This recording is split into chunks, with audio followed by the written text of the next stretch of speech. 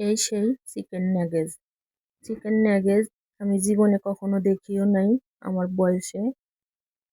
তো আমার ছেলে ঢাকা থেকে আসার সময় ও এগুলো নিয়ে আসছে রায়হান শপ থেকে। এগুলো হ্যাঁ, ফোনে দেখেছি চায়নাদের খেতে, কিন্তু নিজেরা কখনো দেখিও নি, খাইও নি। তাই আমার ছেলে নিয়ে এসে বলতেছে, মা এটা বানিয়ে দাও। আমি ভাবছি কিভাবে রান্না করা হয়।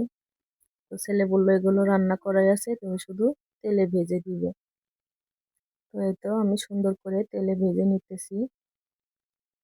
অনেক সুন্দর হয়েছে, আর স্বাদেও একটু কমতি নেই, অনেক মজা হয়েছে। তো এই যে আমার ভাজা কিন্তু শেষ।